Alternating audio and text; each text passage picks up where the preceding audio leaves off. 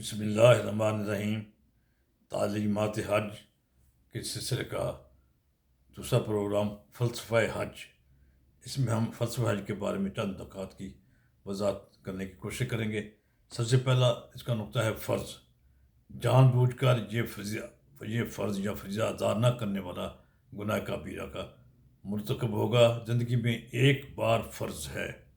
فرض حج کا سبب بیت اللہ ہے جو کہ واحد ہے، اس لیے عمر بھر میں سبب واحد کی وجہ سے، یعنی ایک سبب ہونے کی وجہ سے ایک ہی مرتبہ حج فرض ہے یا واجب ہے۔ اور جبکہ نمازوں کے سبب اوقات مختلف ہوتے ہیں دن میں 5 دفعہ اس کے اوقات ہوتے ہیں۔ رمضان کے مہینے میں روزے آتے ہیں جو ہر سال رمضان کا مہینہ آتا ہے۔ زکوٰۃ کا ہونا اس کی ملکیت نصاب ہے، مال کی ملکیت کا ہے، نصاب کا ہونا ہے۔ چونکہ یہ اسباب بار بار آتے ہیں، اس لیے یہ عمر بھر میں جتنی مرتبہ پائے جائیں گے اتنی ہی مرتبہ واجب ہوں گے۔ جبکہ حج فرض عین ہے، جس پر یہ فرض ہے اسے خود ہی ادا کرنا ہوگا، اور کسی جائز مجبوری کی وجہ سے وہ خود حج نہ کر سکا تو اسے حج بدل کروانا ہوگا۔ اگر زندگی میں یہ عمل نہ کروا سکا تو اسے وصیت کرنی ہوگی۔ اس عبادت کا منعقد دائرہ اسلام سے خارج ہے۔ حج فرض ہونے کے بعد فوراً ہی کر لینا چاہیے۔ حرام مال سے حج نہیں کرنا چاہیے، حرام مال سے حج نہیں ہوگا۔ دوسرا نقطہ اس کا ہے کہ افضل حدیث اس کی افضلیت ہے۔ حدیث میں حج کو افضل عبادت قرار دیا گیا ہے۔ یہ کہا گیا ہے حج حق تعالیٰ سے ملاقات ہے، اس دنیا سے نکل کر خدا کی دنیا میں پہنچنے کا نام ہے۔ بیت اللہ یا کعبۃ اللہ زمین پر اللہ کی نشانیوں میں سے ایک نشانی ہے۔ میدان عرفات کو میدان آخرت سے بھی تشبیہ دی جاتی ہے۔ یہاں روحیں اللہ کی آغوش میں چلے جانے سے تعبیر ہوتی ہیں۔ اس کا فائدہ یہ ہے یا اس کی ضرورت یہ ہے یا اس کا مزید وضاحت یہ ہے کہ حج افضل عبادت اس لیے ہے کہ جس کسی کو بھی یہ عبادت اپنی تمام تر رعنائیوں سمیت ادا کرنے کی سعادت میسر آتی ہے تو ایسا شخص یا ایسا فرد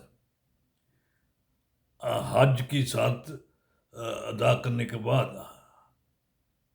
جب اپنے گھر لوٹتا ہے تو جیسے گرد و غبار میں اٹا ہوا شخص دریا میں نہا کر واپس ہے، اس کی ایسی کیفیت ہوتی ہے۔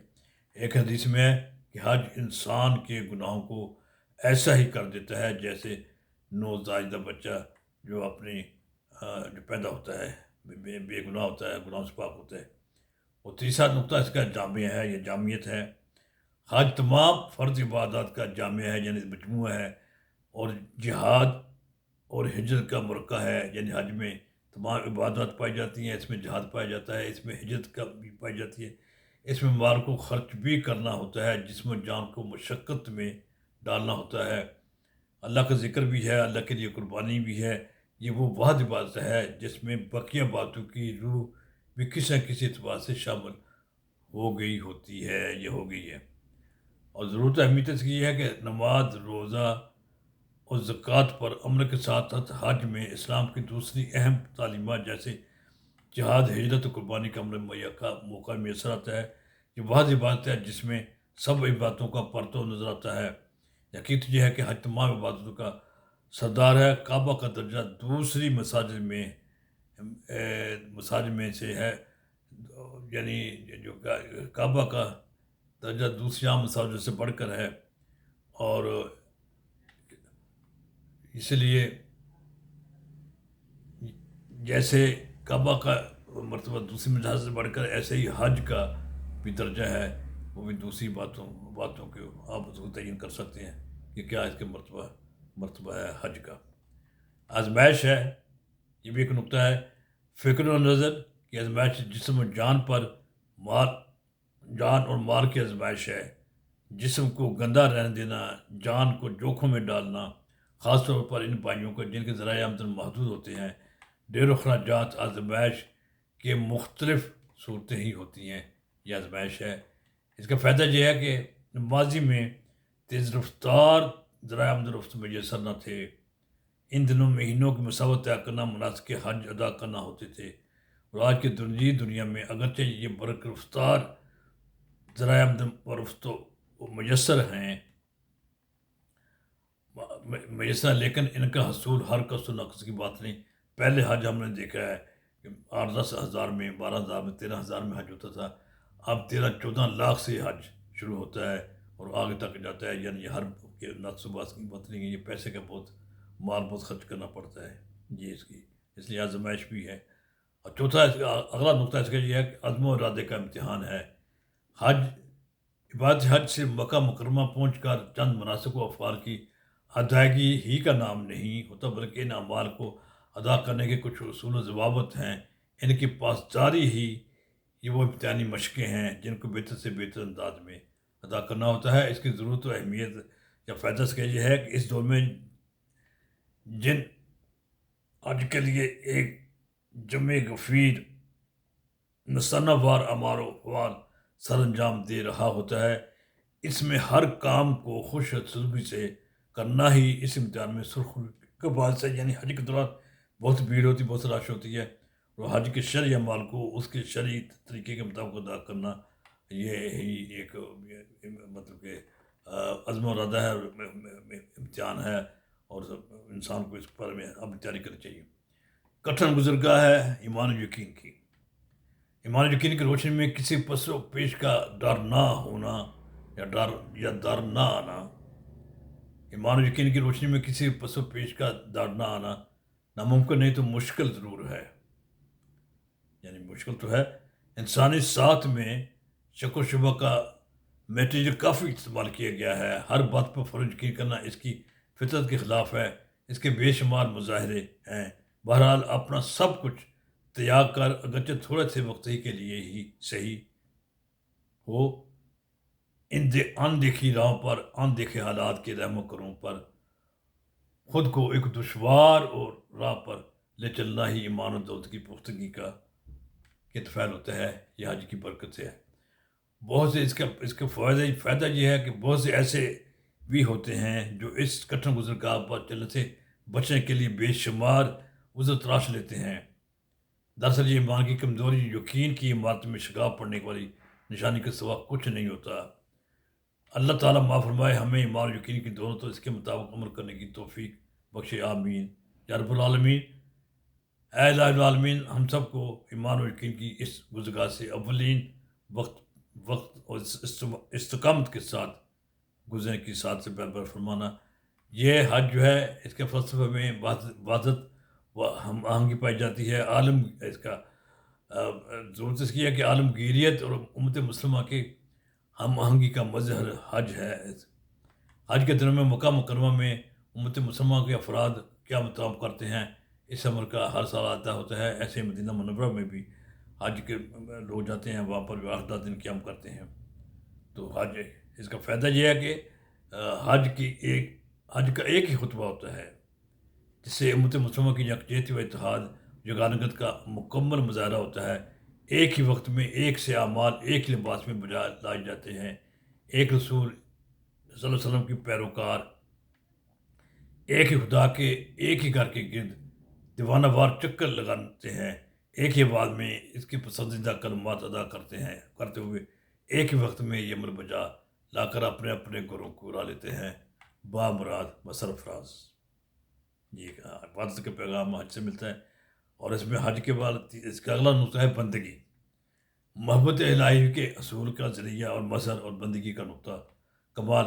حج کے تمام مناسک و مراسم افعال و اعمال، یعنی مناسک و مراسم مراد ہے افعال و اعمال حج، اس بات کا عملی اظہار ہیں کہ بندہ اللہ کو پانے کے لیے سرگرم عمل ہے۔ اس کا فائدہ یہ ہے، ضرورت یہ ہے کہ حج حضرت ابراہیم، حضرت حاجرہ اور حضرت اسماعیل علیہ السلام کی کمال بندگی کا دل فریب انداز ہے، جس رب العالمین نے اتنا پسند کیا کہ ان اعمال کو ابد الآباد تک دہرانے کا حکم دے دیا گیا۔ یہ کوئی کام نہ تھا، عبد و معبود کی محبت اور طلب کا نقطہ عروج تھا، جسے دین حنیف کے داعی نے سر انجام دیا تھا۔ یہ عبادت جوش و خروش و ولولہ کی اسی والہانہ کی عکاس ہے۔ اور حج کا اگلا فلسفہ یہ ہے، نقطہ یہ ہے فلسفے کا کہ اطاعت رسول صلی اللہ علیہ وسلم۔ ہمارے آقا محسن کائنات، محسن انسانیت، خاتم الانبیاء حضرت محمد مصطفیٰ صلی اللہ علیہ وسلم نے زندگی میں خود ایک ہی حج فرمایا جو آپ کا پہلا اور آخری حج ہے۔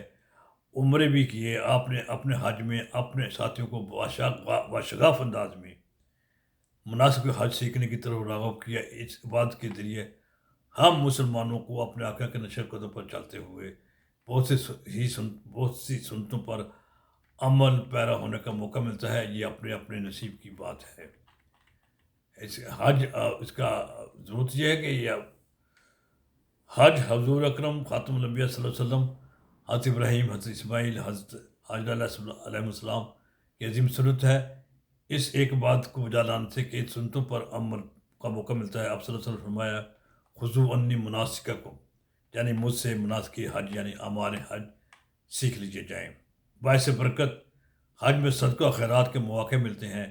فرمان باری تعالیٰ ہے کہ ایک کے بدلے میں 10 دنیا میں اور سفر آخرت میں ادا کریں گے، 70 آخرت میں ادا کی جائیں گے۔ آدمی خوش نصیب ہے ہوتے ہیں کہ ان کو یہ خوش بختی وافر مقدار میں حاصل ہوتی ہے۔ زیارت بیت اللہ سے سرفراز فرد کا رزق کبھی کم نہیں ہوتا اور نہ ہی وہ تنگ دست ہوتا ہے۔ اس کی مزید وضاحت یہ ہے کہ حضرت عبداللہ بن مسعود رضی اللہ تعالیٰ عنہ سے روایت ہے کہ رسول اللہ صلی اللہ علیہ وسلم نے فرمایا کہ حج اور عمرے پیدل پہ کیا کرو، کیونکہ حج اور عمرہ فقر و محتاجی وہ گناہوں کو اس طرح دور کر دیتا ہے جس طرح لوہار اور سونار کی بٹی لوہے اور سونے چاندی کی میل کو دور کر دیتی ہے۔ اور حج مبرور کا صلہ اور ثواب تو بس جنت ہی ہے۔ یہ جامع ترمذی، سنن نسائی اور کتاب مناسک حج میں اس کا ذکر ہے۔ یہ رحل سیل بھی ایک فلسفہ ہے، اس میں رحل سیل کا بھی ایک نقطہ آتا ہے۔ علماء کہتے ہیں کہ حج دراصل سفر آخرت کی رحل سیل ہے اور یعنی مشق ہے۔ اگر حج کے اعمال کو دیکھا جائے تو قدر صحیح بھی لگتا ہے۔ یہ بات درست ہے کہ دیکھیے احرام کی طرف اور حج کے دوسرے اعمال کی طرف سفر آخرت ہی کی حقیقت پر تو لیے ہوئے ہیں۔ احرام کو اگر دیکھا جائے سفید احرام ہوتا ہے، کفن سفید ہوتا ہے، اس کی چادریں ہوتی ہیں، جس کی چادریں ہوتی ہیں، اس کو اس سے تشبیہ دی گئی ہے۔ اسی وضاحت کافی ہے۔ یہ اگلا فلسفے کا اگلا نقطہ منفرد عبادت ہے۔ دوسری عبادت کی طرح اس کی اصل و تقویٰ ہے، یعنی حج کی اصل و تقویٰ ہے۔ اس کی ایک منفرد نوعیت بھی ہے کہ اسے ابوالانبیاء حضرت ابراہیم کی زندگی کے ساتھ وابستہ کر دیا گیا ہے۔ حج کا مقصد یہ بھی ہے کہ اللہ کا جو بندہ مقامات حج پر پہنچ سکتا ہے وہ اپنی عمر میں کم از کم ایک بار ضرور وہاں پہنچے۔ حضرت ابراہیم علیہ السلام کے نقش قدم پر چلتے ہوئے اپنی ابدیت کامرہ کا ثبوت ہے۔ علامتی طور پر شعائر حج یعنی حج کی شکل میں جو کام کیے جاتے ہیں، اعمال دیے جاتے ہیں، حضرت ابراہیم کے اعمال کو دہرائے تاکہ ظاہر باطن کو ابراہیمی شعائر سے ہم آہنگ کرتے ہوئے اللہ کے عبادت گزار اور تابع فرمان بردار میں شامل ہو سکنے کا موقع ہی مسیر ہے۔ یہ عبادت شہود بھی ہے۔ فلسفے کا نقطہ ایک آخری نقطہ یہ بھی ہے کہ فلسفے کا عبادت شہود ہے۔ سفر حج دنیا میں قرب الہی کی انتہائی شکل ہے۔ دوسری عبادت اللہ کی یاد میں تو حج بیت اللہ پر حاضری کے والے سے الگ تک پہنچنا ہے۔ گویا عام عبادت اگر غیب کی سطح پر اللہ کی عبادت ہے تو حج شہود کی سطح پر خدا کی عبادت ہے۔ طواف کعبہ سے اس حقیقت کا اظہار ہوتا ہے کہ بندہ اپنے رب کو پا کر پروانہ بار اس کے گرد گھومتا ہے، اللہ کے گھر کے گرد گھومتا ہے۔ یہ عبادت شہود ہے، یعنی یہ غیبانہ بات نہیں ہے، یہ حاضر ہو کر عبادت کی جاتی ہے۔ اس کا مطلب یہ ہے حج اللہ کے گھر کے سامنے کھڑا ہو کر محسوس کرتا ہے کہ وہ خود کو اللہ کے سامنے کھڑا ہے۔ مقام ملتزم بیت اللہ یعنی وہ جگہ جو بیت اللہ کا دروازہ ہے اور حجر اسود کے درمیان کی جگہ جسے بیت ملتزم کہتے ہیں کہ سامنے کھڑا ہوتا ہے، محسوس کرتا ہے کہ وہ اپنے آقا کی پناہ میں آ گیا ہے۔ وہ اپنا سب کچھ اس کے سامنے کھول کر بیان کر دیتا ہے۔ ملتزم کو چھو کر اسے اپنے آقا کے دامن کا ہاتھ پکڑنے کا میں آ جانا محسوس ہوتا ہے، اس سے بے تابانہ لپٹ جاتا ہے۔ یہ حج کا فلسفے کا دوسرا پروگرام اختتام پذیر ہوتا ہے۔ والسلام علیکم ورحمۃ اللہ وبرکاتہ۔